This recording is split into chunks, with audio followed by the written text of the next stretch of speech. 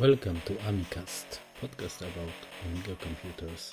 I'm your host, Krzysztof Radzikowski, but call me Krzysztof or Radzik.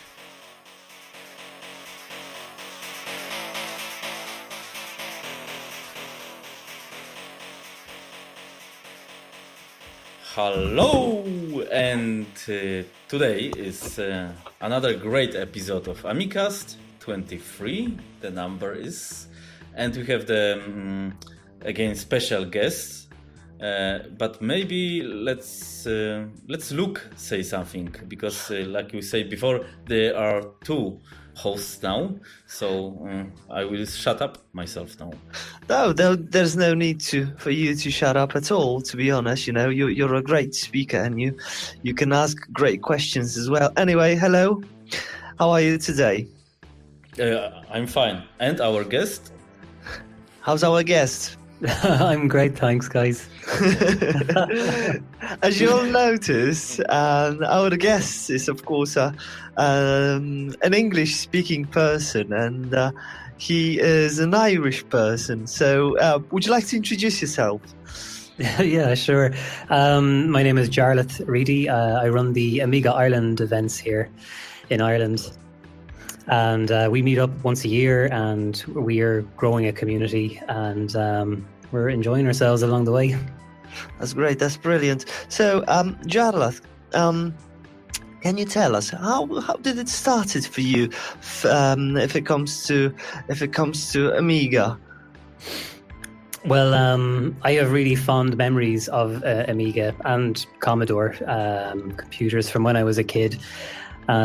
Those machines brought, family, friends and neighbours together, often in different ways to, the typical things we might have done. And so I have really good memories of the Amiga from school, things, say maybe on a Friday, you might swap a disc with a friend for the weekend and you try out something different.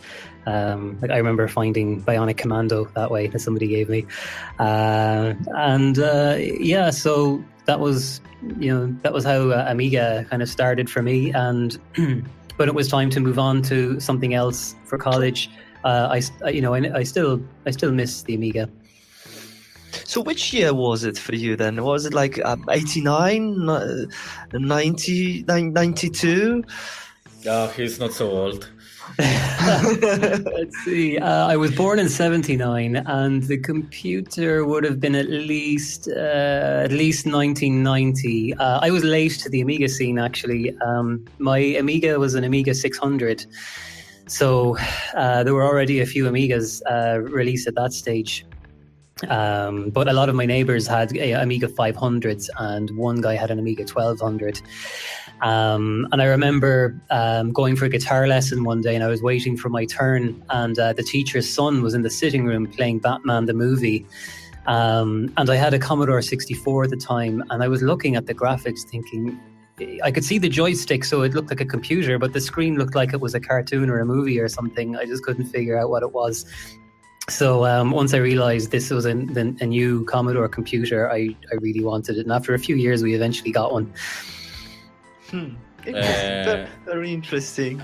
I think the one funny thing is about that I never thought about this with this floppy. This was some kind of magic, I think with CDs, because you bought it. In that days there was something different than bought it maybe, but forget it. And it was something like more than now, because now you can go to internet or to Apple Store on Google Play and you can download it and try it and trash it and download another one. Mm-hmm. There was something magical. Yeah.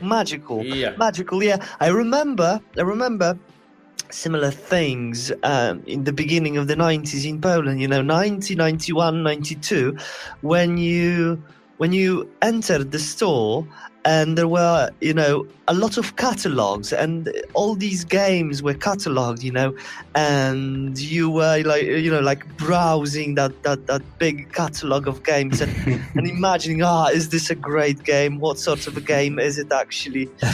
And there was always next to next to a title there was always like a short description, but that really was something short. again. This was one sentence maximum. Yeah, that's right. But you got a box and with an like an instruction and a disc, and you just rushed home just to fire up the game. Yeah, and it was like a whole new world you got to explore. Yeah.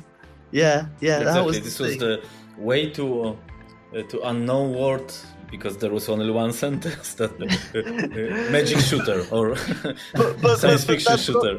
But that brought the expectations that also major imagination to actually to work. Yes, we made the games better than they were, I think, with our imaginations and our expectations. Yeah, I'm pretty sure about that. Okay, so and why you come back to Amiga? Because I understand, most of us, you had something stop because of college, for example, or you was forced to quit, and this was the internet days, and it was not so easy on Amiga after 2000, for example. I moved to Windows for a while. I studied software engineering in college, and sadly our college never told us about Linux, but a classmate from Mexico introduced me to Linux, and I got big into that for a few years. And then recently I found myself really thinking back a lot about the Amiga times, and I would buy a boxed game maybe online, maybe once a month. With no plans of any kind. I had no Amiga to play them on. I just had the box, one or two boxes at home. And then my wife bought me an Amiga 1200 for my birthday, so I could play the games that I had collected. That was very thoughtful, I think. Yeah, it was really good of her.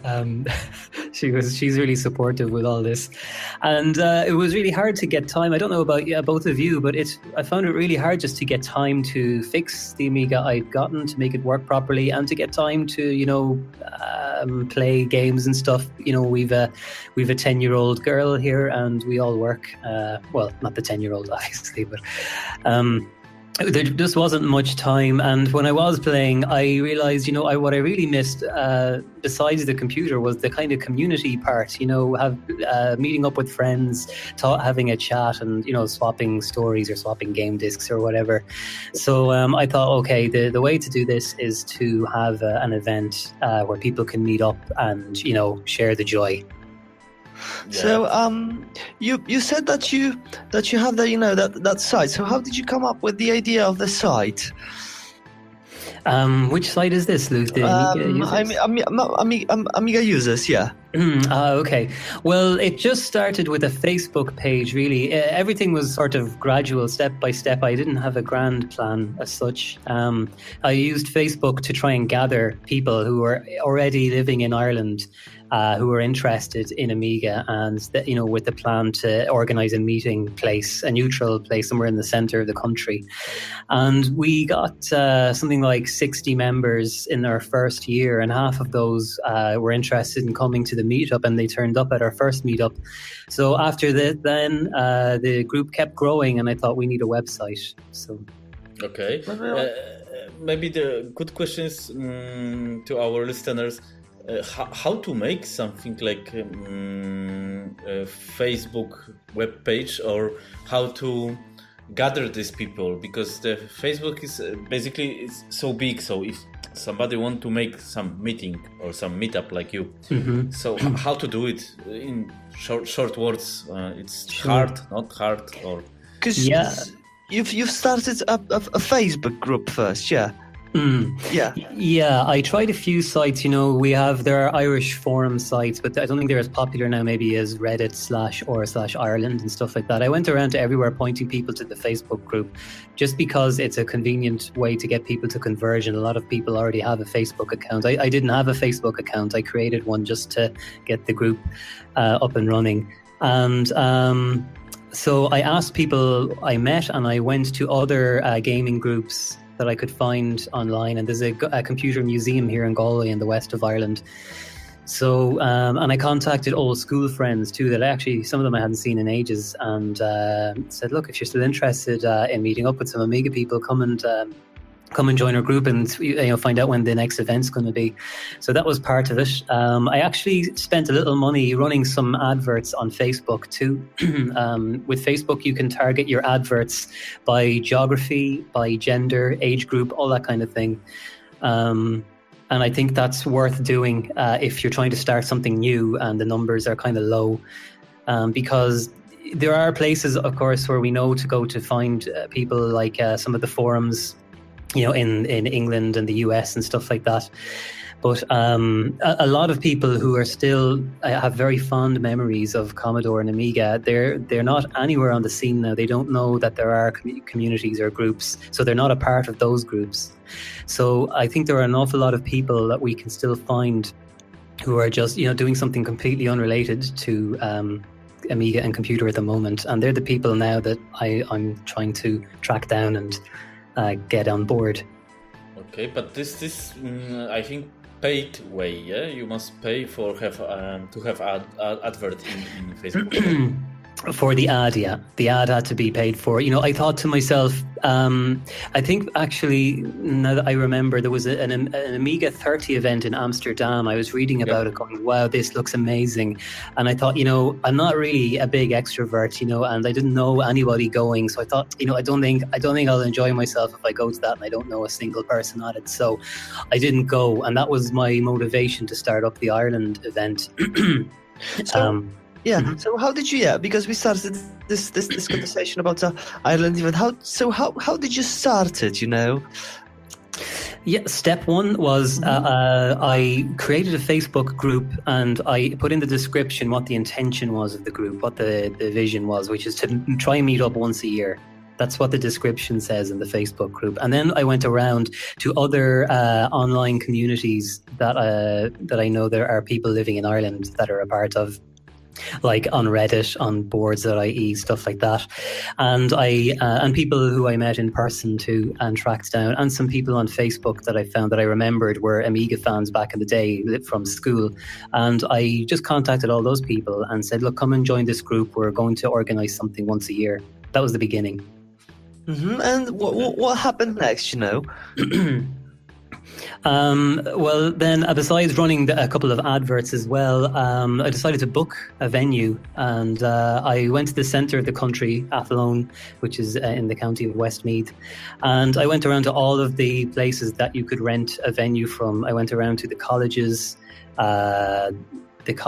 the hotels, and some of the the secondary schools and stuff that rent out their room during the summer, rent out rooms or their building, and I found the best deal I could get. that still had decent facilities, and I got really lucky. We've been using a hotel, the Prince of Wales Hotel. They were really good to us. And so from there, it just took a lot of promoting, a lot of, getting people to spread the word. But people were already in the group initially. So I knew we had, 40 to 60 people who were interested enough to join the group and comment and like posts and stuff. So once I saw engagement, I thought, okay, we can make a small financial risk here and run an event, Okay, so when did the first meeting take place? The first meeting was in the summer of 2016. At some point, I actually forget what month it was now. A year ago. Yeah, actually. Yeah, that's right. Yeah, and it was a small enough meeting. There were between 20 and 30 people. We had a small-ish room, but the atmosphere and the positivity and all that stuff, the spirit was fantastic, And also, thankfully, David Pleasance agreed on short notice to have a Skype interview, questions and answer session with us. And we set up a nice, projector and connected up with him, and we had a microphone out on the floor where people could speak with him, and that really added to the it kind of gave the event a more official, to get kind of David's blessing really meant a lot to everybody. Mm-hmm. Okay. Mm-hmm. So about this, maybe I don't know if we should know, but Okay, let's talk about this year edition, because there was a lot of great guests and as well the Skype interviews. So I would like Skype or conference interviews. So how you did it, that this meeting, this was first May, but it was so great, so nice. So how to do it, because you start from nothing and you created quite a powerful meeting, and now even you make with Luke a podcast, another Amiga podcast, very good. I love you. Yeah. Podcast. Thank you. Well, Thank you very much. Yeah, thank you. And I have to say, I love your podcast. I love the guests you have and the kind of interviews. You know, throughout the years, I've read so much from the biggest of the big names that I've kind of heard it all now, almost. But your interviews have always been really interesting, and they're usually about stuff that's actually happening now. And you've spoken with, I listened to interviews with Mike Battilana, and I read your interview with Norbert Kett and stuff like that. It's really fascinating. Yeah. Good. But yeah, I mean, so your question is how to do the Skype part of the this, of course, as well, but how to do so. I think great party, because this your second edition. I think this edition has big influence on Amiga scene now. Yeah, I mean, there's a couple of things to make it. I learned a few lessons from the first one. So to find out what do people need and stuff like that. You definitely, to run an event like this, you need a couple of people with you who are going to be just ready to deal with problems as they arise, because you can't prepare for everything. People are coming with really old technology. For starters, and maybe they want to use the network or something like that, and you just don't know what to expect. But one thing, I suppose, is to try and get the balance right between inviting enthusiasts like ourselves, who are users and fans and collectors and gamers, and inviting people who are the sort of the VIPs, the superheroes of the Amiga world. And I suppose to try and, keep in mind that people who are fans of Amiga were fans of Amiga for different reasons. Okay, some people, they want to play games, and that's great. And they'll come, and, there was a Sensible Soccer tournament that was absolutely fantastic, and a few racing tournaments. And then there's other people like myself who aren't really so interested in games. We're interested in the software development or the community and meeting the people. And then there's people who are interested in, meeting the big names and the great people who have had such an impact on the Amiga scene. And then, of course, there are vendors, people who are producing software and hardware who might like to come and show their stuff to people who will appreciate it. So I suppose the main thing to keep in mind is that there are a few, there's more than one kind of Amiga lover out there, and to try and cater to everybody. Okay. I must say, because both of us, me and Krzysztof, we attended your second meeting. I didn't attend the first one, even though I really, really wanted to do so. Krzysztof, did you attend the first one? No. You didn't. Sorry. As well. So, but both of us, you and me, we attended the second one, and I must say the second one was quite successful. And just like you said, Krzysztof, it had a great impact on the community and on the Amiga scene. And I really look forward to going to the third incarnation of your meeting as well. So, can you tell us something about your third installment of the Amiga Meetup? Sure, yeah. Well, the third one is going to take place on the 19th and 20th of January 2018. And we're going to meet in the same venue. and everybody who was there last time plans to come back next time. I know that for a fact, and we hope to also have a few new people on board. I've actually been in touch with some other people who are very interesting characters from the Amiga scene that you may or may not know, who have written for magazines back in the day and stuff like that. I don't want to say who they are yet because it's no, don't do it. Don't do it. You'll spoil the surprise. But it's going to be a really good party next time, and who knows, at some point we might even outgrow the venue and have to find a newer that would be great. Bigger events. Yeah. So and actually while we're on the subject of next year, I'm really passionate about the idea of people starting up events in other countries if they're not already happening. And one thing I would say, one mistake that I learned, or something I learned anyway from the first event, is that you need to get video footage and photographs of your event when you run them, because after we ran the first event, it was all of that footage that we used to promote it, to convince people we're serious. So, when I contacted some people, I was able to say, look, this is what we did last year and we're doing it again and it's going to be even bigger. Will you come? And they said yes, because they could see the evidence. So definitely, if you're planning something like this, I would say start small, get the passionate people together, take photographs and use that to promote the event. And grow. Yeah. But now we can come back to this let's say Skype interviews, because in my opinion it's quite a good option when you make the the event, and you cannot have everybody there, every VIP of Amiga World, but you can try to do this in virtual way. So in my opinion it's very good option, and which plans, according to that, do you have? It will be bigger, let's say, panel of this meetup, or it's funny. I want to talk more to the group and see what did they like about it. We had a lot of speakers this time. So in the first year, we just had David, and it was amazing. He answered every question he was asked very honestly and, straight up. And this year then we had, David Pleasance, Trevor Dickinson came in person, and we had John Hare on the Skype. And so what I wanted to do was make sure that everyone was okay with the balance of gaming events, and and we had workshops too.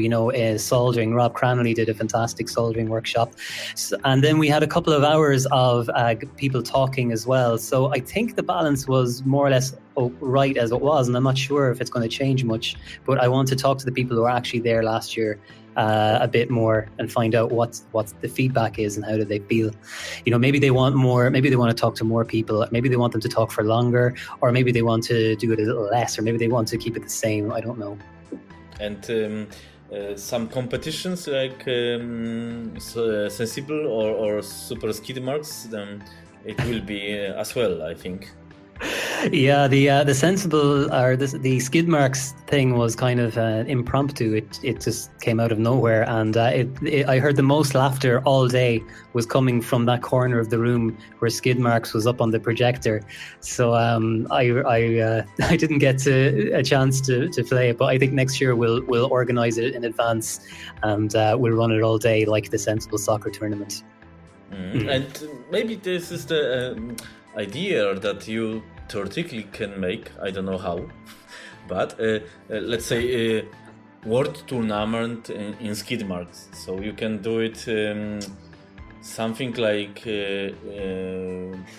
matches during the year, and somehow it should be selected and uploaded to Facebook or this, I don't know, the charts, and then the great at the party only the fight for the first, second, and the third place.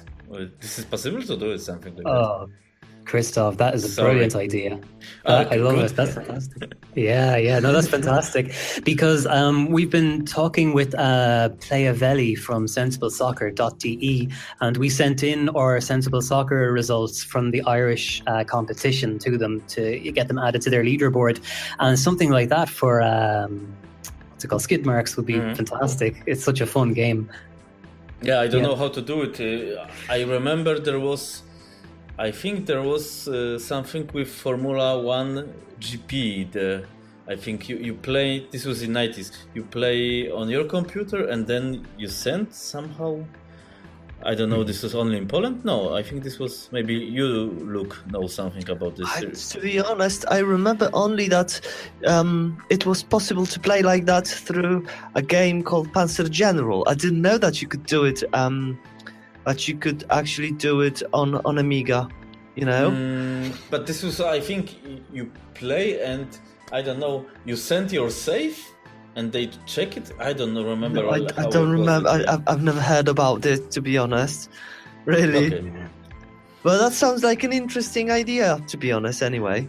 It does, yeah. And I mean, they could just take a photograph or something. I don't know. Maybe there's another way to do it.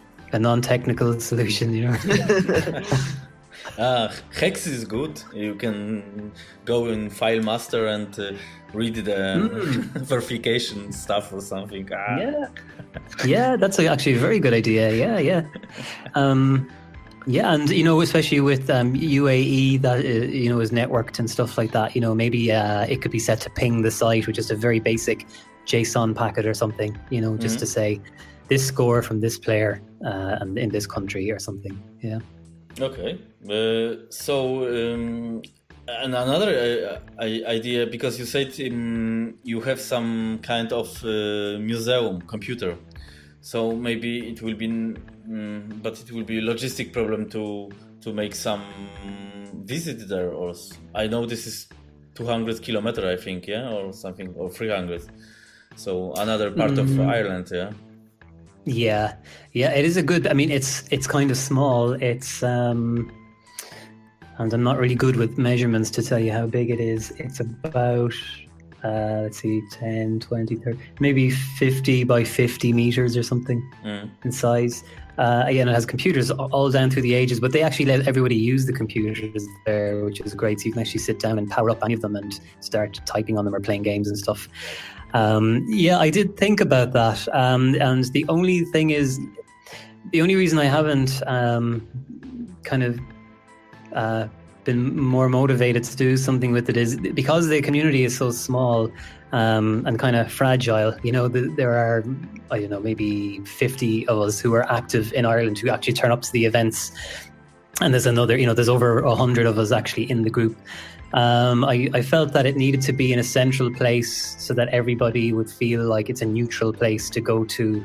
Like a lot of events take place in the capital city, and the rest of the country kind of maybe feels left out by that. And also the north of the country and the Republic down south is kind of is kind of divided politically to some certain degree. So where we picked was a sort of a place that was basically neutral to everybody. Didn't matter where you were from, everybody was included there. So I think we're going to stick with that. But there's nothing, of course, stopping us from having another smaller meetup. Okay. There was some technical. We've had some technical issues, I think. Jarlath, can you hear us? Yes, I can hear you. Yeah, Brilliant. This was, I think, 1 second, because basically, just for information, if something is wrong, it's sorry, because we use the new technology to make the interviews without Skype. It's amazing. It's so much easier. Just one click and off you go. Yeah, so be prepared for the revolution. Okay.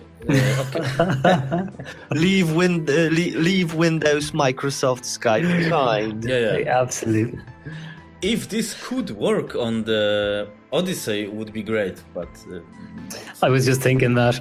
Yeah. Wow. No. Oh, yeah. No. Talking about Odyssey, Jarlath, can you tell us, how much do you know about modern Amigas, like NG stuff, like Amiga OS4 or MorphOS or AROS? Do you have like a preference, or which is your preferable system, or have you ever tried any of them or seen any or one of them? Or would you like to buy one of them?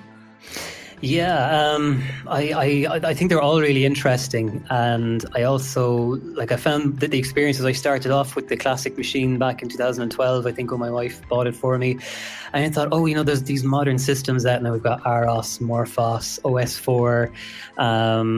I don't know if I'm leaving one out. And I thought these systems are great. And then there's other things like AK Reel or AmiKit and stuff like this. And then there are also re-releases of OS3 kind of things like what's it called? Like this classic WB. Classic, yeah. And and there's another Workbench one actually that's very good. It's called Better WB. That's worth checking out. But anyway, I found this broad selection really kind of confusing. I was like, okay, what's going on, and are any of them official, or which ones are compatible? So actually, I found that the amount of choice sort of stops me pursuing any one of them very deeply. But at the moment, I have AROS Broadway running in a virtual machine because they've just launched a Patreon campaign that I spotted. And very early days, I've just got it running, and I've got the TCP IP stack, which is just a click to get going. And also the OS4 machines, like the X5000 is beautiful. It's absolutely gorgeous, on the day. And the X1222 is going to be really nice too. So I'm actually tempted to buy the X1222, and at the same time I'm wondering, where am I going to put it? And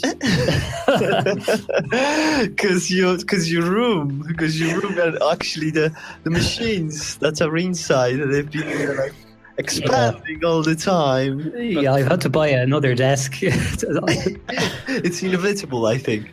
But that's the point. I think there is no big chance to speak with somebody that uses AROS. Can you say something about this? What's your feeling? Or because it's the less popular Amiga way in Amiga world. Yeah. Oh my God. Yeah, well, AROS is actually really interesting because if you have an old Pentium laptop lying around, you can install it natively on it and it'll boot up in about a second. It's really fast. And then most people point people to Icaros desktop, which is one of the distributions of AROS, which is quite good. The out-of-the-box experience could probably do it a bit more polished, but it's still really good. You can read PDFs and browse the internet and stuff with it. Then Broadway is another one which has just been released now, which is what I'm looking into, and that's it looks a lot more faithful to the original classic Amiga, let's say, for better or worse. So I would definitely say, one of the advantages of AROS is you can run it natively on your own hardware, which is really nice. Of course, not all your hardware will be supported, probably not your Wi-Fi, but it's definitely worth checking it out. It's freely available, and the devs, actually one of the developers came to the Amiga Ireland event. I didn't realize we had AROS developers here. And he wrote the actually it was Luke who told me about him. So Neil Cafferty. Neil Cafferty. He wrote the Prism 2 V2 drivers. I remember Luke, you told me. So I spoke to him about it, and I was asking him, are you open to ideas from the community and stuff? And he was kind of saying, it's really it's implementers that we're stuck for at the moment. We need more developers to implement the ideas. But it's worth keeping an eye on. Definitely, I'd encourage anyone to try it out, either in a virtual machine or on an actual laptop. Have you had the chance of trying Odyssey on your AROS machine? Yes, I think that is the browser I had. Mm-hmm. Now, I haven't had time to actually use it. When I first downloaded Broadway just a few weeks ago, initially the network wasn't configured to run, and I can't remember, was it something I had to change in the virtual machine or in the preferences in AROS to get it working? But then I was able to get Google.ie up, and it looked fine. It gave me search results from what I remember. The Odyssey on AROS or AROS site is better because it's updated. Yeah. I think it's right now. It's the best web browser for from all of the Amiga flavors, to be honest, because classic Amiga's got, like what has it got? It's got eyebrows, which is really, really old and absolutely outdated. Yeah, I can't say a bad word about it, but for modern browsing, it's totally unusable. And there's the nut surf, I think, but but the way I see it, it's just for the time being, it's just so slow. And it still, classic, I think, and it still needs a lot of work to be done. So that's the thing. And for OS4, what do we have for OS4, Krzysztof? You have the Odyssey, of course, that still is working, but I'm using or try to use this quite intensively often.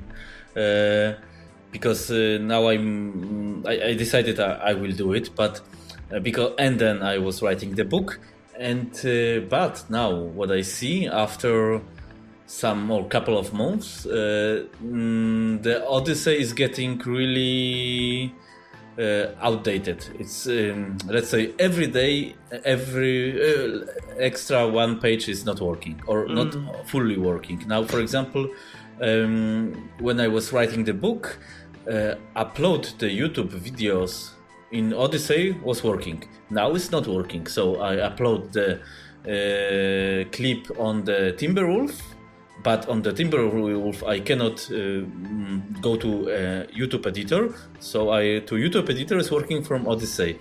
So I'm really getting frustrated. I can imagine that, because, to be honest. Nothing is changing, and even now I start to think in half year it will be Amiga West, and this is interesting if we get LibreOffice to this time or not. Yeah? I don't know, to be honest. If not, it will be really bad. There are some previews about it anyway. Yeah, but basically Odyssey is for now the best browser. Then you have the NetSurf HTML4, so it's cool, but it's HTML4, so it's and lack of JavaScript or this Java. So basically nothing is working on this. Okay, IMNet is working, but basically to modern browse, to use the modern technology, like now we speak on using web browser, and Appear In, this is the website. It's great, but we need a modern browser. So we will see what happened. I'm looking forward to new Odyssey, and I think it's not possible. I start to think it's not possible. Have you got some thoughts about this? Two of you. Sorry, too fast. Go on, Jay. You start. Well, one thing that I'm not kind of technically knowledgeable enough on for Amiga is what complications the Indian issues, the bytewise ordering makes for porting software. But I know that on OS4 they've been porting games, so I would wonder, can they port something like Chromium or Firefox? I know that's what Timberwolf is based on. Yep. So if they have difficulty with that, it wouldn't inspire much confidence in me, I guess, because I think those are the only options to have a more fully modern experience. And like you say, we need JavaScript and CSS and all that stuff has to work if we want to use modern websites. So short of writing a browser from scratch, it's probably, actually, I was listening to Trevor's interview with you, Krzysztof, and he was saying that porting was easier than creating from scratch for games, and I'm sure it's the same for a web browser. Yeah, for sure. So I would think that the porting of the browser is the only thing that's going to solve that problem.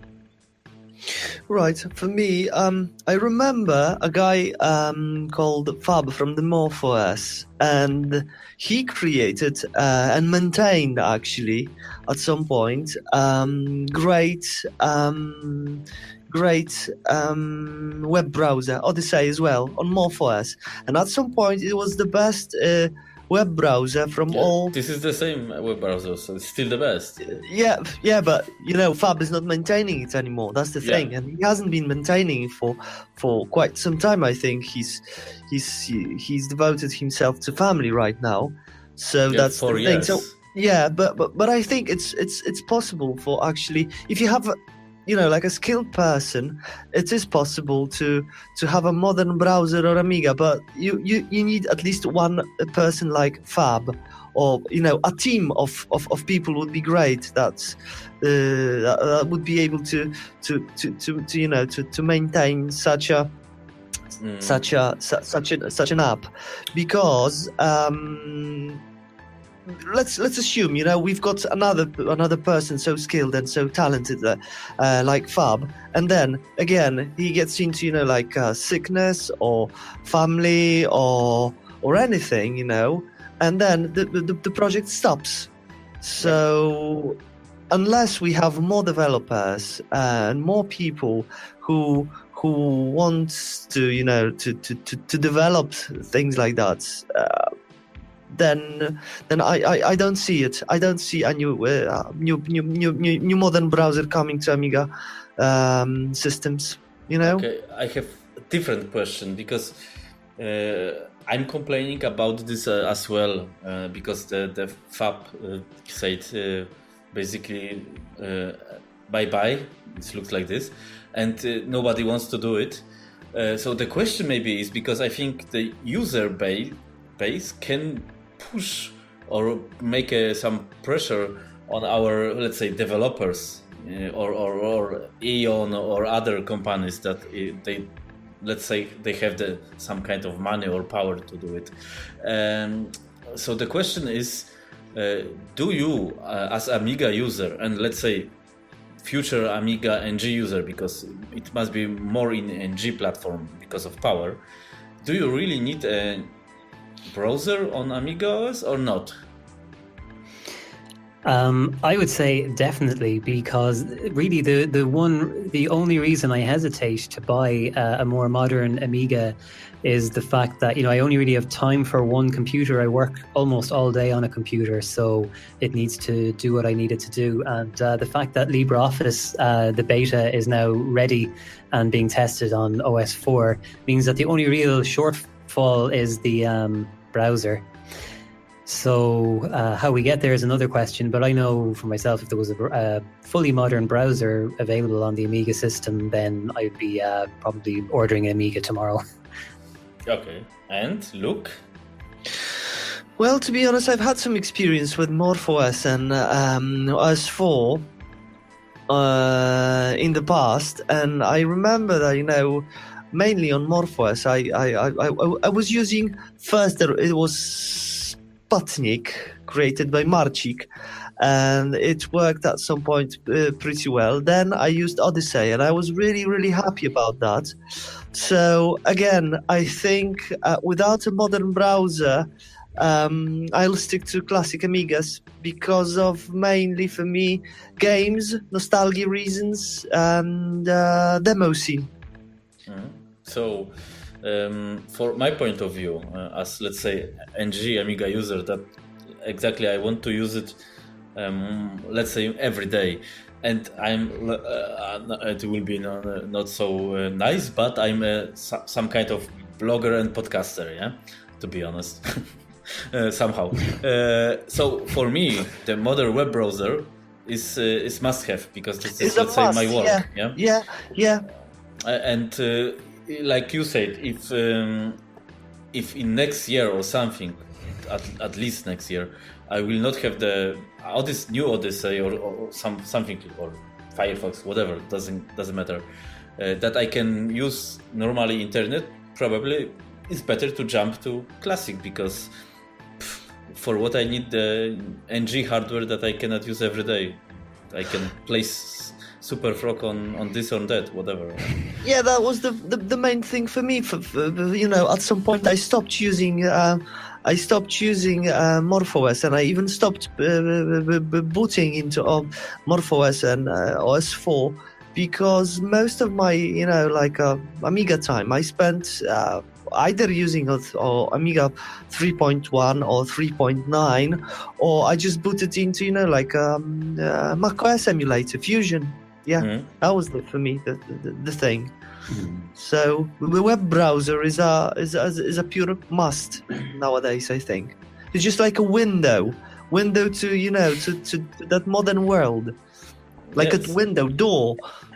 Yeah. Politic way is better door because you can say Windows. And sorry, just a slip of a tongue.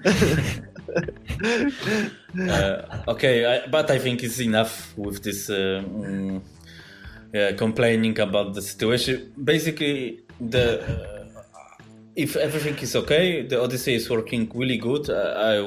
I using this heavily, and if website is working, so it's really stable, really good job. But let's jump to something else, maybe. Okay, Jarlath, at some point you've started a website also, Ask Amiga. Can you tell us about that? Oh yeah, well, I wanted to get back into Amiga, and like I said, there were so many. There's so much information to digest. There are lots of different graphics libraries like Moby and stuff, and you could there are things in like classic WB and better WB, and then I was wondering, are they distributions? Well, it was very difficult to get orientated, and threads, forums and threads, they're good in one way, but it's you can let's say a 40-page thread on something, it can be very hard to fish out the piece of information you're looking for. With 20 pages of flame war, for example. Yeah, exactly. Virtual blood. Yeah, virtual blood. Yeah, virtual blood. I love it. Yeah, and for the last few years, working as a software engineer, Stack Overflow has been really helpful for quickly getting the information you need so you can move on. And I thought it would be great if we could have something like that. So I had seen the Ubuntu community had set up a site called Ask Ubuntu. Mm-hmm. In the same vein, and I thought, it's a great name. It's very simple. It communicates clearly what it does. So I set up that site and got the software that was needed to make that work.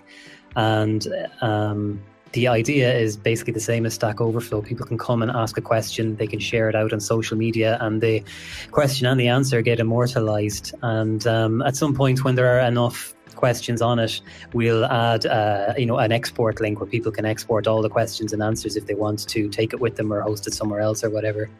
Mm-hmm. And in this, do you plan maybe something like exactly like Stack Overflow, some tutorials, or because tutorials you can put on YouTube as well, but to make something like a hub, because there is a lot of, like you said, topic on English Amiga boards, for example, and you have a lot of stuff to read. And if you are new, or if you are really looking for something specific, you can ask, and then everybody said, "Oh, this is in another topic. Don't make the mess here." And then you read this topic. Oh my God, this is 225 page, and 100 is in front of you. It would be nice to have something like, let's say, some kind of tutorials of how to install Workbench, how to play with Amos, for example, or other language, or even with Hollywood. It would be great. So, of course, you need people to do it. I don't know if our community is power enough, has willingness to do something like that, but it will be great. Yeah, it would. And, again, I was just thinking back to Trevor, because that statement reminds me of him. He's got great intentions around bringing people together, without necessarily changing anyone's identity. If you're Morphos, you're Morphos, fine. If you're Aros, but we can work together a bit better. And I would love to sort of, if we could converge a bit more the different groups as opposed to hanging out on separate websites. But who knows? I know that together we can definitely do it. There are more than enough people. I mean, look what Norbert Kett has been able to do. He did the impossible. He did the impossible. Yeah. Yeah, everyone was saying like, "No, it's not gonna happen." You know, it's especially on pointless, classic. worthless. Yeah, especially on classic Amiga, you can't have Google Drive, you can't have Dropbox or anything like that. And he came and said like, "Okay, you guys, I just have a news for you. Here you go. There's a video of Google Drive working on my classic Amiga with 020." Because this is like, I think in every, because I can somehow compare our Amiga world to mainstream, because I think the rules basically are the same, yeah. Only the scale is different, but the old guys, the elite, is saying this is not possible because from their experience, and then come the, let's say, young guy in let's say any company, and he have no idea that he cannot do it. It's lack of experience, and bam, done. Yeah. There you go. I've just done it. I've finished it. Yes. They call it beginner's mind in some Eastern traditions. You know, Okay. it's looking at something with the freshness, without the idea of the concept of limitations and stuff. Yeah, it's great. I love those people. So Right. Yeah. yeah, so we go back from this Amiga Ask to Google Drive, whatever. Yeah. Well, the next thing for Ask Amiga now is going to be translation. So there'll hopefully be a button where you can click on your country's flag, and it will, like we do on the Irish site, and it will translate the questions and answers into your own language. It'll be using Google Translate on the back end, so it's not going to be, perfect by a long shot, but hopefully it'll make it more accessible to people. Google Translator is better and better. It's opposite to Odyssey. Every day Google Translator is better. Okay, but let's talk about classic Amiga, because at Amiga Ireland podcast there was as well topic about the rights for Amiga that goes now to Planto and so on. And at the end of all, the classic is and probably still will be the most powerful Amiga branch or the community.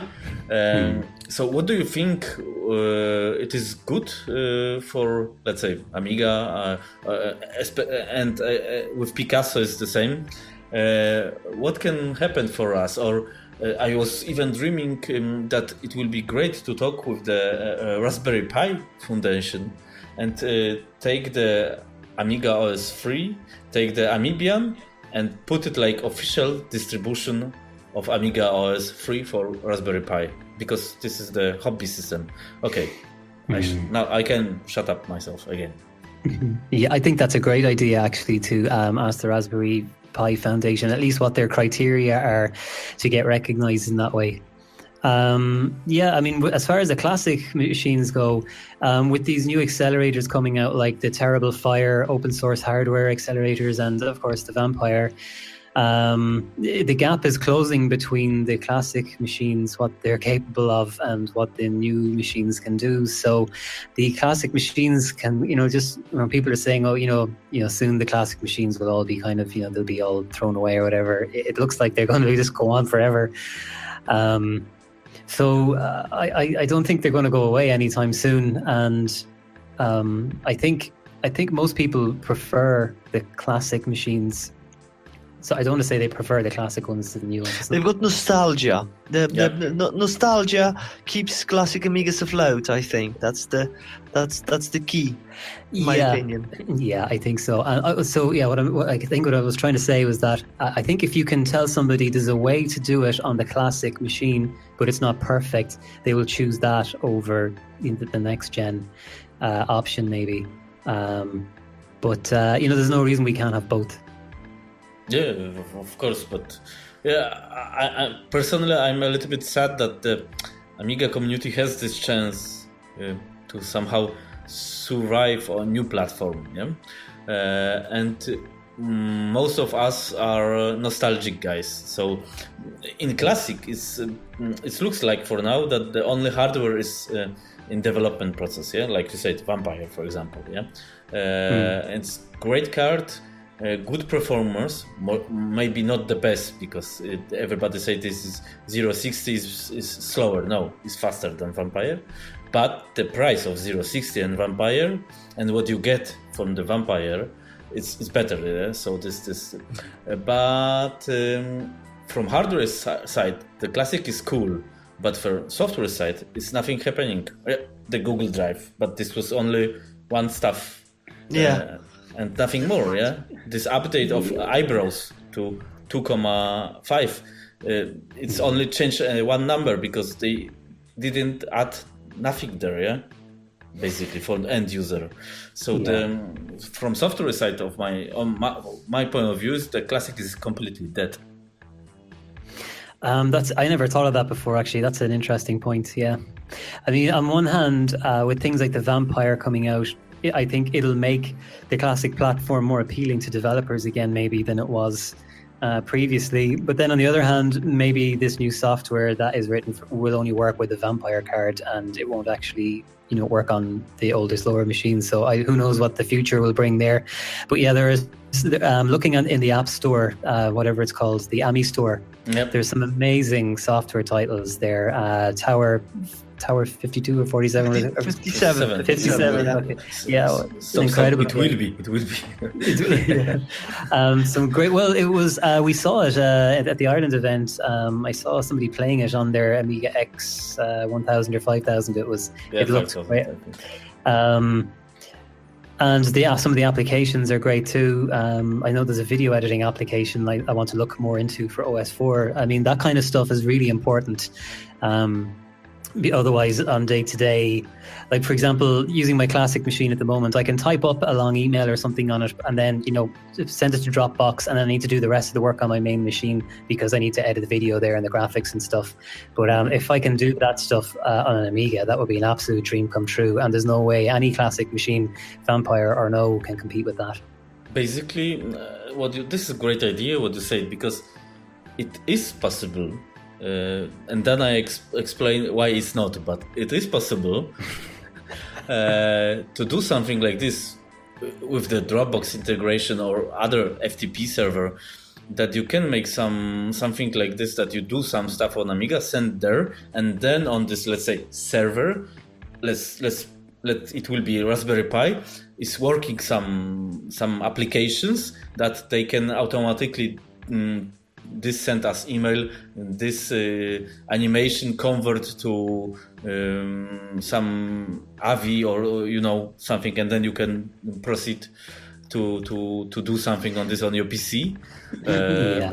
But the problem, I think, is because I had the great interview with the Krashan, but in Polish language, and he explained me and opened my eyes because the, let's say, Vampire project is great project.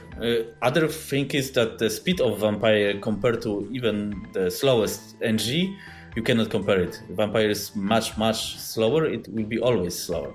It's technology. But the big problem of this is we don't have new developers on classic Amiga, because every developer every guy that was interested in writing the program for Amiga OS, MorphOS, so for Amiga system, is migrated to NG, and they will not migrate back from NG to Vampire, because you don't have these modern tools. On NG you have these modern tools. You want to create something, let's say, like Tower 57, and you cannot do it on the classic. So well, to be honest, I know that Norbert Cat, the author of Google Drive and Dropbox, he's been developing for MorphOS, and he's been waiting for some stuff to come to come out on MorphOS, and he's in the meantime he started porting TinyGL or some kind of like 3D video drivers for Vampire actually, and he's one example. He's the exception. He used to. This is exception. He had a great history if it comes to that, and he came back to Amiga again around 2010 or 2012, and he started developing both for MorphOS and for classic Amigas. So he's the exception, I must say. But now he works with right now he's been working with the Vampire team, and he's a software developer. Yeah, but the exception is not the rule. This is the problem of our, I think, community. So I don't know how we can do it, because there's a lot of ideas to what we can do. I see your point. We need at least 10 people like him. Yeah, and then 20 of FABs that make the 20, web browser. And 20 of FABs, and then maybe something would move on.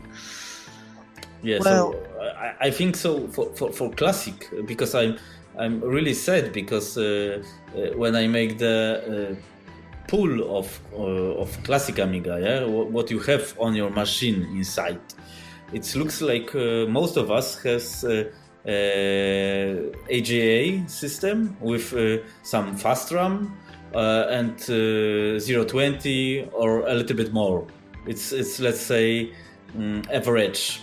And most of us from this pool looks like want to buy Vampire. So basically, now, because the Vampire, the pre-order list is big success. Yeah, a lot of people want to buy, over 2,000 I think. So basically, we have this powerful hardware, even on classic, to make great games like in 90s, like Foundation or Napalm, or even better.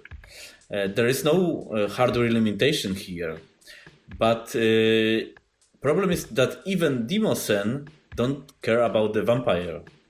No, they don't. That's right. They've divided themselves, from what I've observed, that they've divided themselves into OCS, Amiga 500, and 060 AGA. Yeah. That's the thing. Like, there's no middle ground, or there's no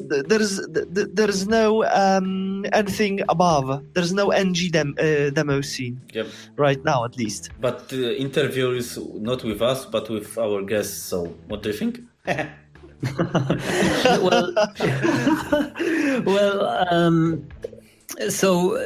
do I think about the demo scene, or what do I think about in general? What we say? Now you can put critique on us. Yeah. Well, from the classic point of view, you don't need to develop on a classic to develop for classic. There are cross compilers for modern systems that run even on Windows in the I think in the Eclipse IDE and stuff like that. There are YouTube videos explaining how they work. So, but then you're not developing on classic, and you can use emulators as well. So I think it's definitely possible to have a better development experience, possibly not to the level of, what the most modern app developers, say for iOS and Android, might be used to, where they can drag and drop a lot of stuff and, create template projects really easily and all that kind of stuff. But I think as far as developing for classic, there's no... I haven't developed for classic, so I suppose I have to say I'm not qualified to have an opinion, but I'll give one anyway. And that's that I think there's no good reason that classic has to be a whole lot more difficult than next gen to develop for. Okay. That's what I would think. And then as far as the demo scene goes, I think the whole thing about demos, people talk about banging the hardware and stuff like this. And today, when you've got so much hardware, and it's so powerful, I would just wonder, what is the appeal of creating a demo when you've got it all, you've got everything. I think the classic hardware is possibly more appealing. But then again, there are PC demos too. So I don't know. Have you seen, what's the most modern hardware you've seen demos on? I don't look at PC scene, but I know the guys explain me that it's not so easy to do the demo on PC, because it's a big competition and you must show really something specially. But from my point of view, I'm not developer, I'm not coder. I think it's much more easier to do demo on DirectX 10,000 with every support and objective C or something that you can put the boxes and it's running, than on classic when you don't have the framework or something. You must write everything from scratch, basically. Or C64, you know, or Atari, or ZX Spectrum. Yeah, this retro section, I think it's hardcore to write this. Yeah, I absolutely in my agree. opinion. But the profi ways, the experts say it's not like this. It's opposite. Right. Okay. Jarlath, then I've got a question again. Because you've recently started as well a podcast. Can you tell us something about that podcast then? Yeah. So how did it happen? You know, where did you get the idea from? Well, my favorite podcast of all podcasts is actually a Linux-based podcast. It's the Ubuntu podcast. It's run by Alan Pope, Martin Wimpress, Mark Johnson in the UK at the moment. And the format they use is fantastic. It's sort of like reading a magazine. There are different sections, and each section is limited to, you know, in a magazine, things would be limited to a certain number of pages. So where like a lot of podcasts might be, you know, very unstructured and stuff like that, and you would never know from one week to the next what it was going to be like. I really, this particular podcast, I enjoy those kind of podcasts too, but this one was quite unique in that it was so well structured. And I thought I would love to listen to something like this for Amiga. So after meeting great people like yourselves at the Amiga Ireland event, I thought, geez, why don't we do one? Why don't we make one happen? It would be great. And also to promote Ireland's, the Amiga Ireland event as well, to let people know we're out there, you know.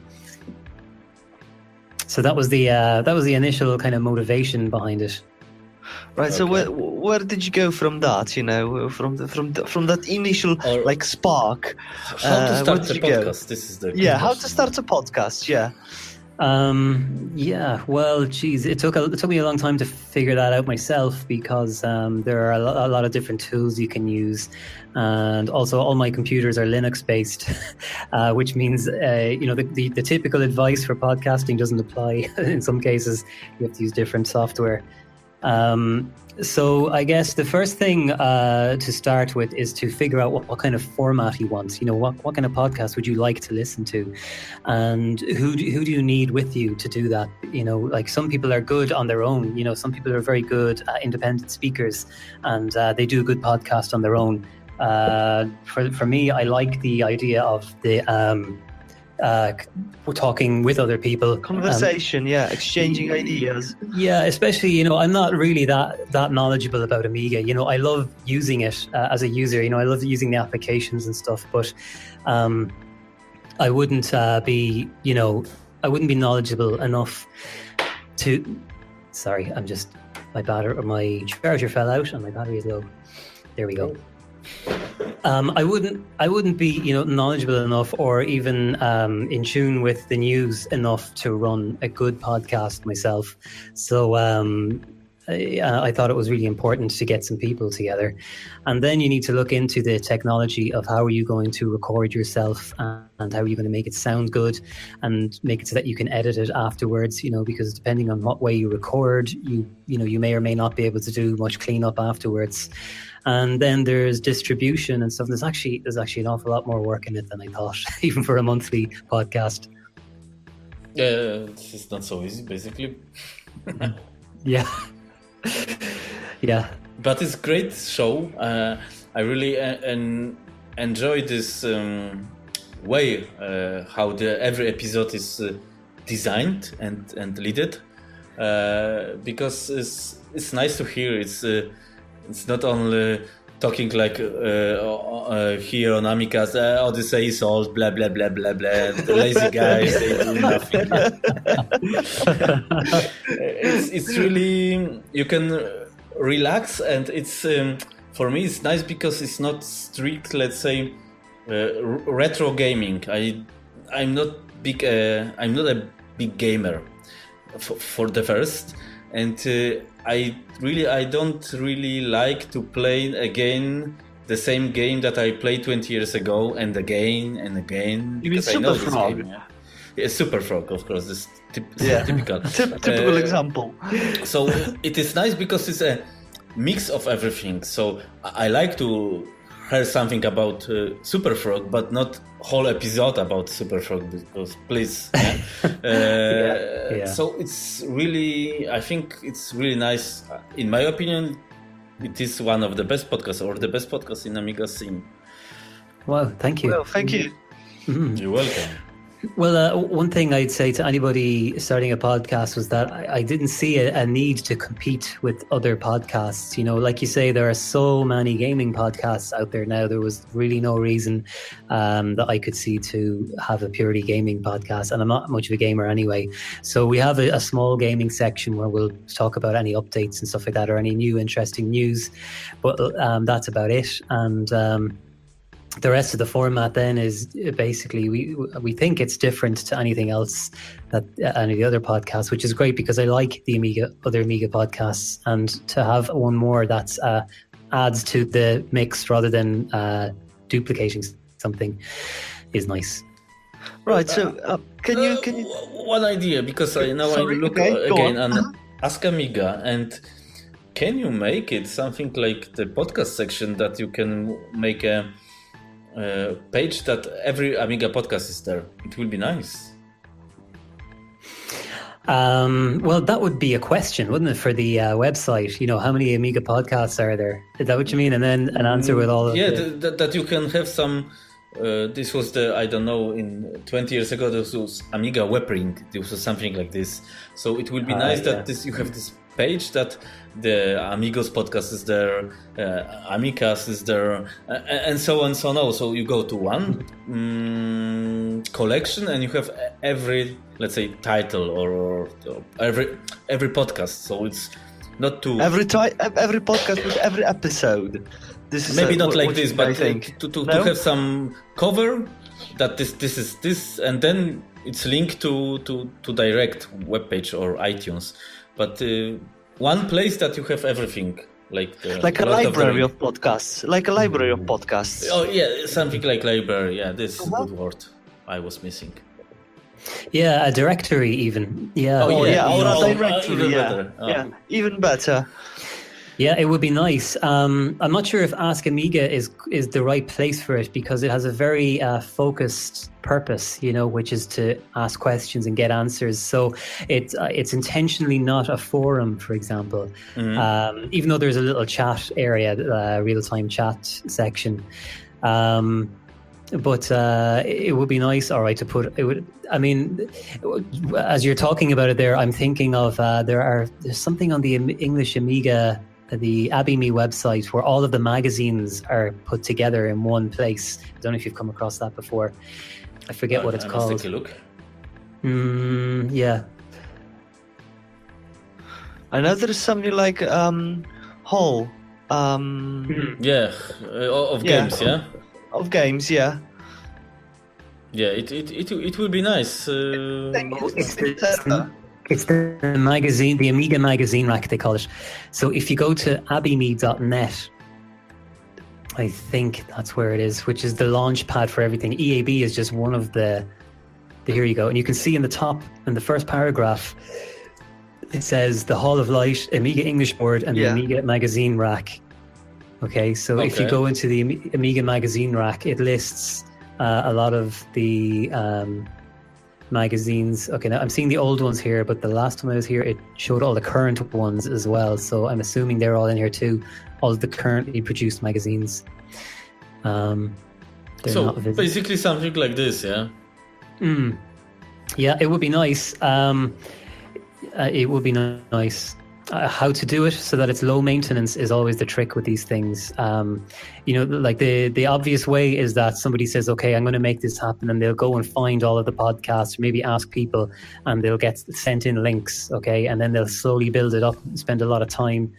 And then after a few years, as podcasts stop broadcasting, you end up with dead links and stuff like that. This is the normal way of doing things. So it'd be nice to find sort of a slightly smarter way that, number one, is less work intensive for the person creating it, and number two, can stay current somehow, you know.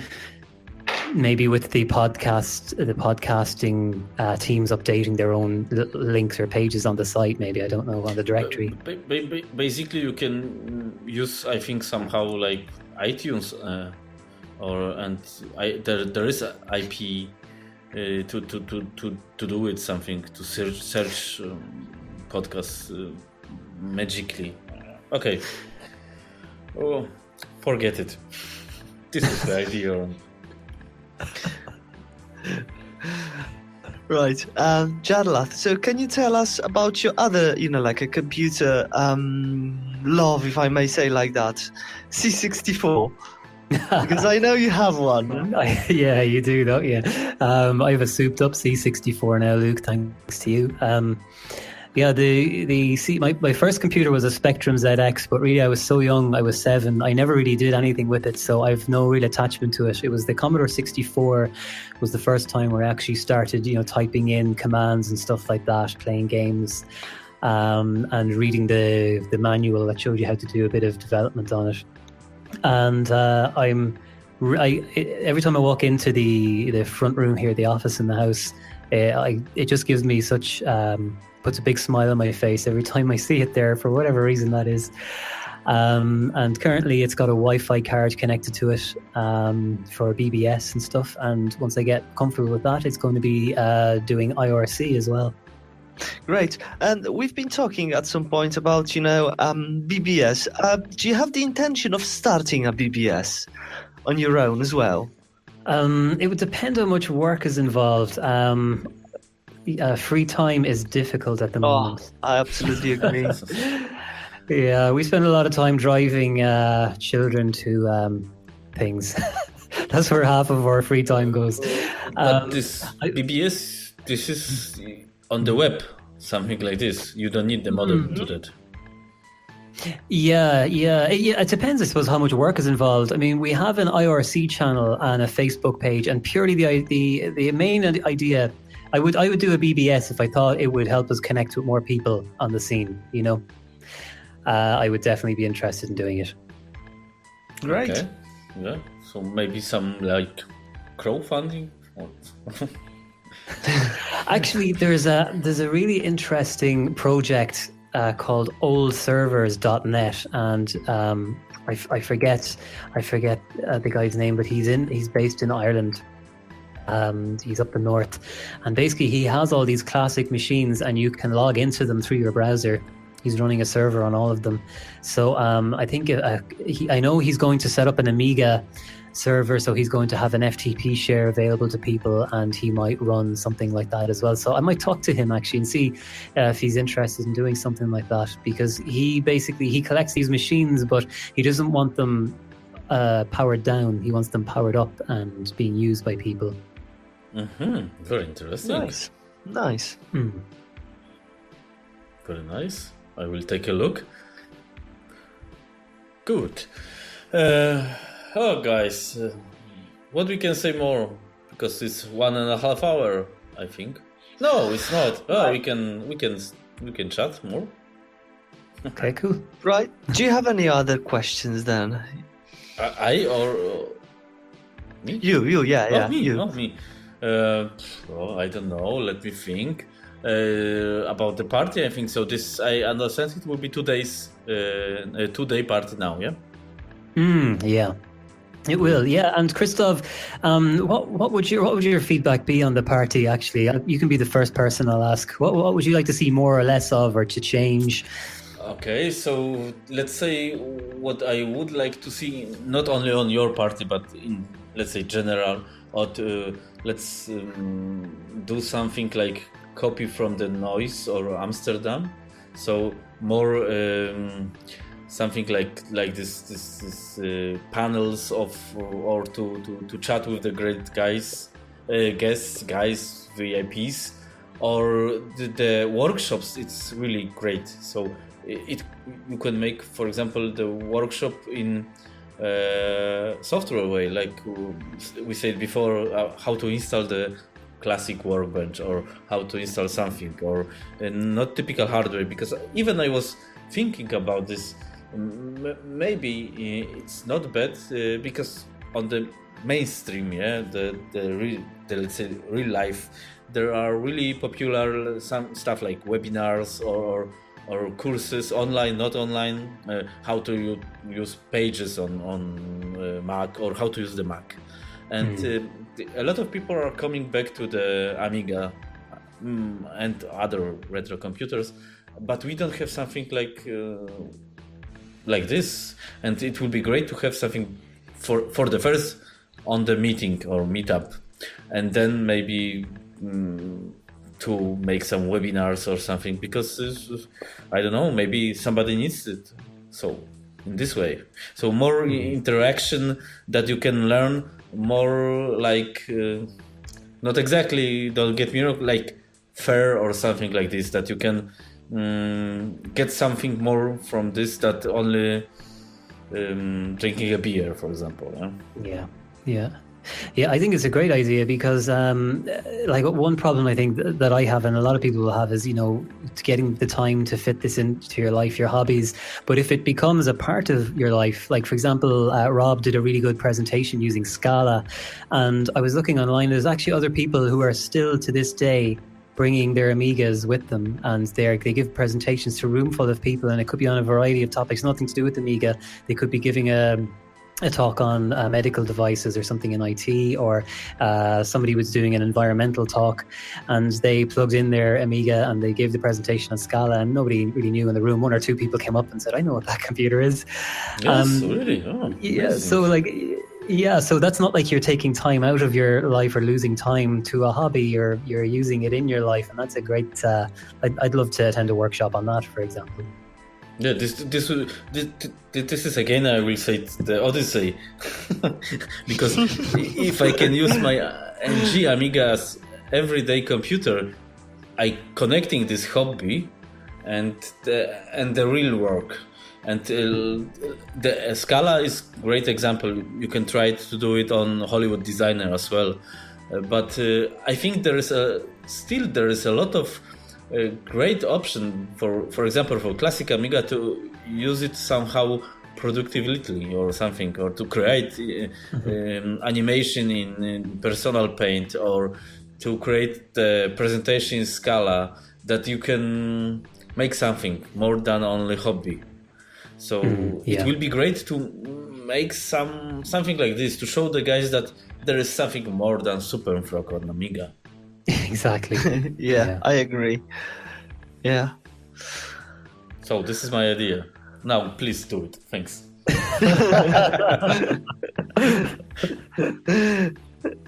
I'll do my best.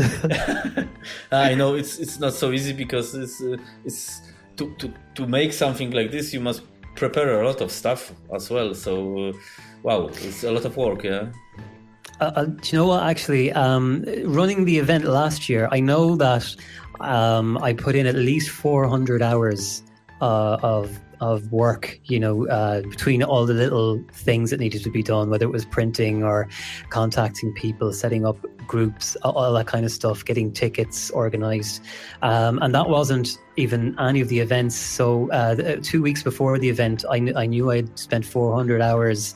I put 400 hours work in, and I hadn't actually got the workshop done yet. So I was supposed to give a music creation workshop and a programming workshop. And Rob, thankfully, was doing the soldering workshop. It's a huge amount of work. And if for anybody who wants to do something like this, you should definitely need to get a core team together. It'll just help your sanity and make the event more enjoyable, I think, for everybody. Yep, and you can make the t-shirts even, for example. Mm-hmm. Yeah, you had some great help as well. I remember, you know, your wife was very helpful, and your sister. Yeah. Great women. Yeah, they were fantastic. You know, my wife helped with. She did a few trips to the airport. In her car. Me up as well, yeah. Oh, that's right, she got you too, yeah. And my sister was really helpful on the day. She took care of the door and directing people. So, for example, the first time we ran this event, on day one, we found out in the hotel that the projectors didn't work and that there was a problem with the network connection.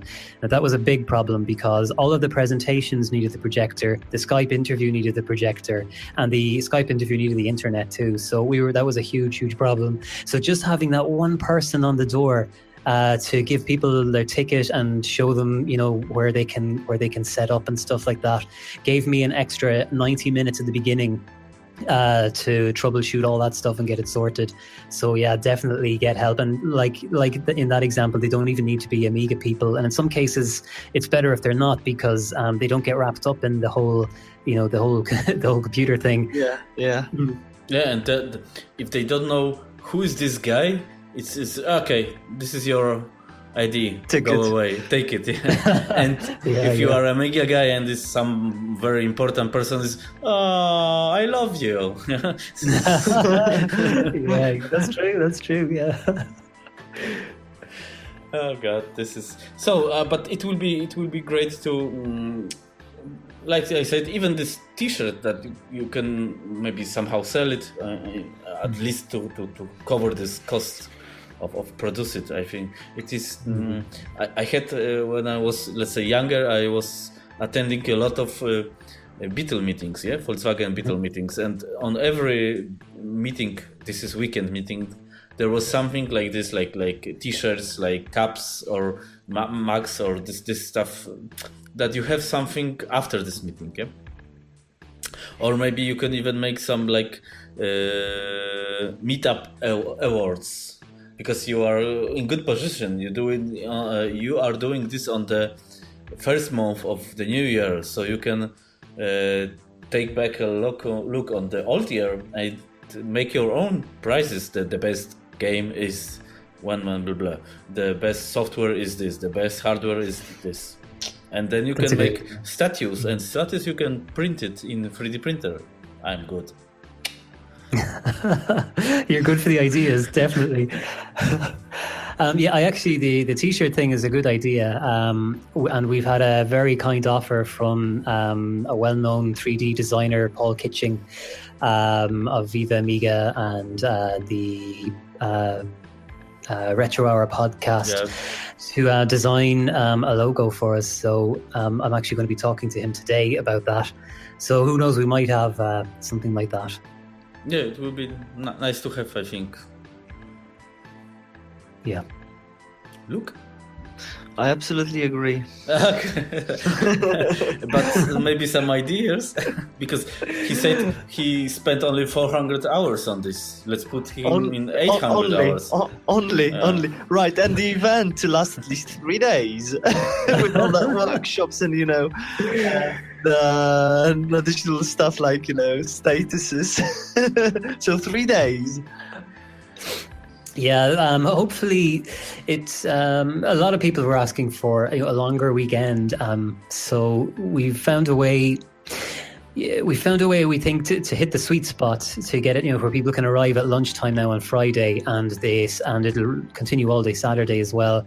I know from speaking to the people who travel to all of the events, I spoke to people who travel to these events a lot when they were here in Ireland, and they said that typically the Sunday event ends with the 3-day events finish on Sunday with very few people, because a lot of people have left, and it kind of ends with a whimper. And I don't want to end on a whimper. I want to finish with a bang. So I think for the time being, we'll stay with a 2-day event that starts Friday afternoon and finishes on Saturday night. I think this is good, because I think you can even try maybe to encourage some guys from US to come, because it's I don't know, it's 4 hours with plane to reach the Dublin or something from US somehow.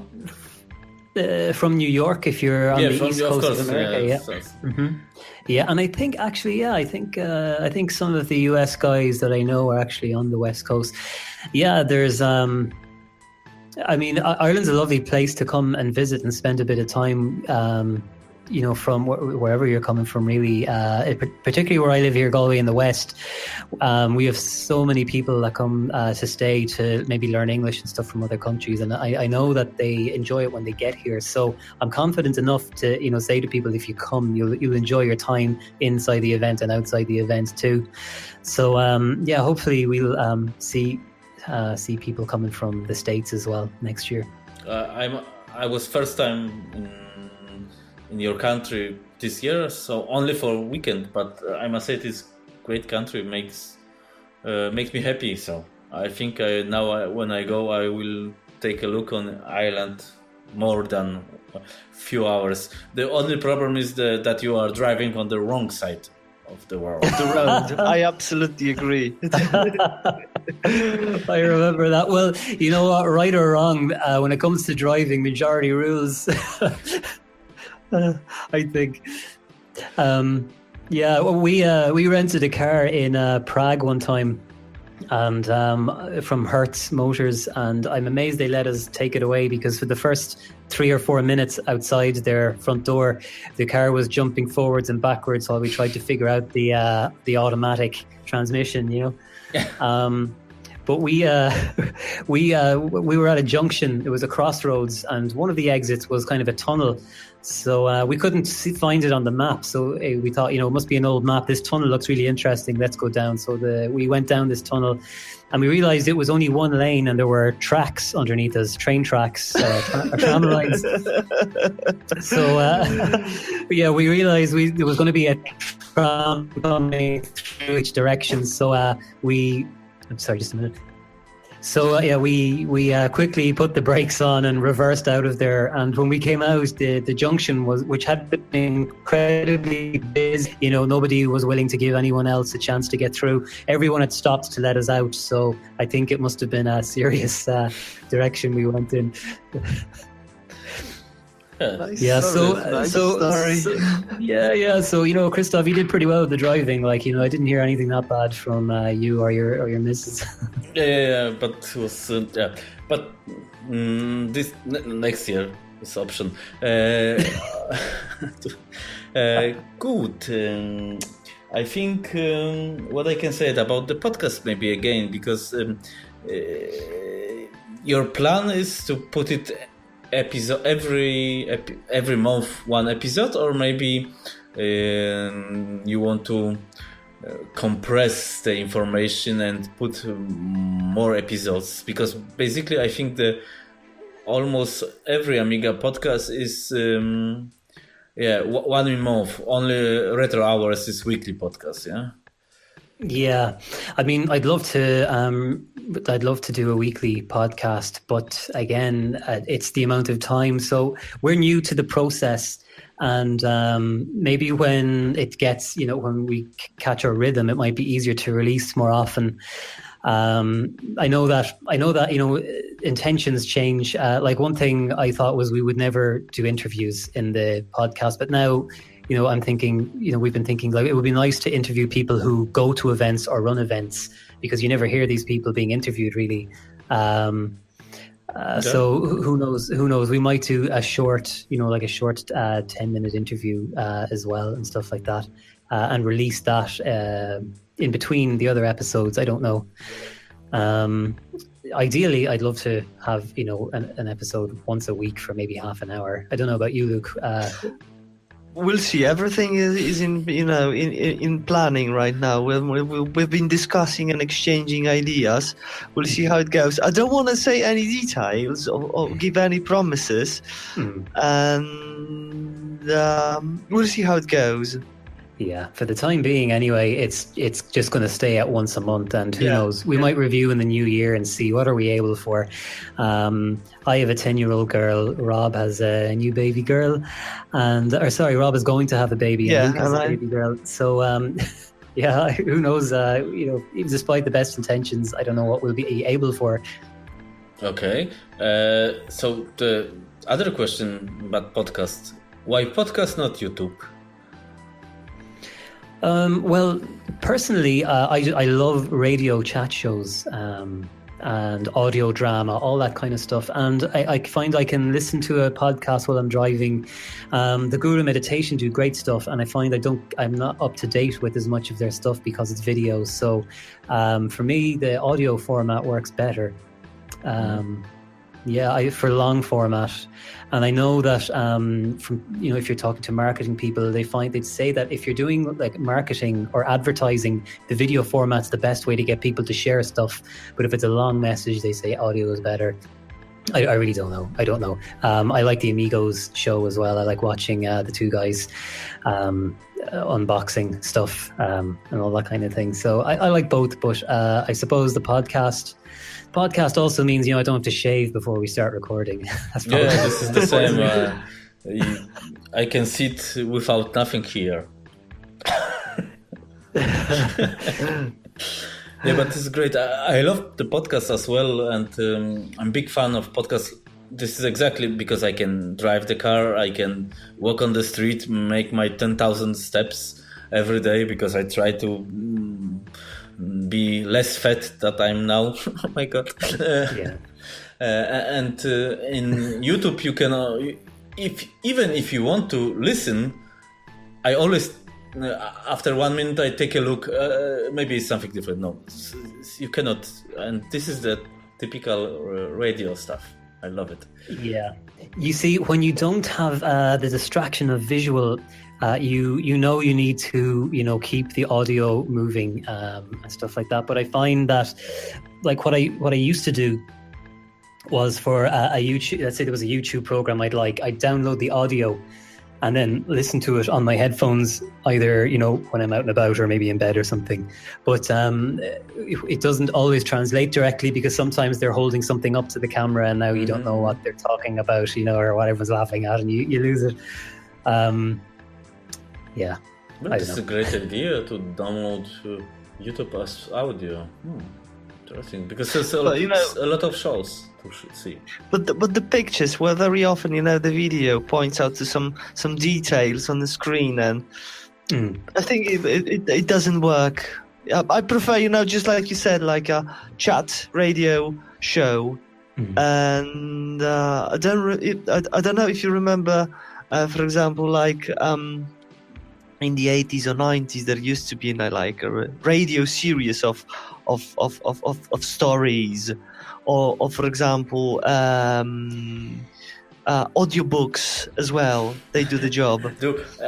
I have the great idea, because in Polish radio in 80s, I think there was the programs, broadcasted programs for Commodore 64. So theoretically, you can do it on the podcast. Yeah, and for Spectrum as well. Yeah. So you make a 1 hour podcast on it. Yeah, that's right. They're different mediums, and they're suited to being used in a particular way. So, like, a lot of the YouTube videos are just people talking, and you really don't need the video. But there are people, and now I'm thinking of Amiga Bill from the Guru Meditation. Yeah, so he's a media professional, and like he does some excellent screencasts. Like, he produced something where he did a document on Amiga Writer, and then he did it as a slideshow on, I don't know, was it Scala or one of those, and he was talking through the process while he was doing it, and people were chatting in the chat room, and that was an excellent show. And the only way you could do that is with the visual. Yeah, that's right. But so he's using profi guy, and that's why it looks so good, because probably he's a professional. If he's a professional from us will try to do it like this, it will be not so nice. Disaster. It would have been a disaster. Yeah. Okay, cool. So podcasts are cool. Definitely, yeah. We should make more of them. They're great. That's why there's okay. Good, guys. I think this start to do the final words, because there's enough material. I think this is great, and we can talk more, and maybe theoretically we can do some podcast corporation. We can invite each other to each other podcast and something like this. Definitely. This would be great. But for now, I think from my point of view, it was very nice, but I suggest let's start to finishing, and I don't know, Luke has some ideas, or we really start to landing now. Well, I think we can we can go towards the ending for the time being, I think. Yeah, we can always do it again. Yeah, especially before meetup, that when you have the more details, and then we can encourage guys. But basically, probably you want to say something to somebody, the nice word. I mean, the closing word, the ending, the good closing, nice word. Well, actually, at the event, I didn't get as much time as I wanted to meet people at it, because one of the people who was due to come and help me run the event and take care of things like tables and connecting up projectors, they had a family emergency the night before. They couldn't be there. So first of all, everyone who came to the Amiga Ireland event, or even makes the effort to go to events, I think I'm really grateful for people like that, because I think they keep it alive in another way other than just we all access the same FTP server. So I'm really grateful. I'm really grateful to all those people. I really enjoy the company of all those guys and girls. So thanks to everybody who came and comes and continues to come to the events, and obviously then to all of the people who create stuff for all the different platforms, Morphos, ROS, Amiga OS 4, people who still produce material for OS 3, Coanto, who have brought it to another distributable format where you can do it virtually. Everybody who is keeping it alive in their own way. I think it's really important. All the podcasters and stuff like that, and people producing magazines. And I suppose my own hope would be that in the future we'll be able to work more closely together to kind of converge a bit more, because we're a small group after all. Yeah, and we need support. But I forgot to ask you, do you attend to some meeting in, let's say, continental Europe, for example? Or would you like to? Or would you like to attend to a meeting, for example, in Germany or Poland? Yeah. Definitely. At the moment, the two I have my eye on at the moment that I think I might be able to get to, that I hope the first one's in Poland in August, and the other one, and Germany 32 in Neuss. I would like to go to both of those. It's a bit tricky. I have to figure out a few things, but I hope to go to both of those. Yeah, so let's do it together. In Neuss I already have the tickets. Excellent. It's not far from my place now. And in Poland I can order the tickets and I can go to Poland, and then we can make some relations because there was a lot of even from my side reports from parties in Germany, for example. But nobody is talking about the parties in Poland. Instead, that there is only one exception: the bill he was, so he made. But basically, but basically, it's good country and a good country to make a party. So and connected with Amiga, so we can arrange something together. Yeah, definitely. Yeah, I mean, I might start looking at flights today now when we're finished the call, and I'll get in touch with you and see how you feel about it. And I've seen footage and photos of the Amiga party in Poland. It looks absolutely fantastic.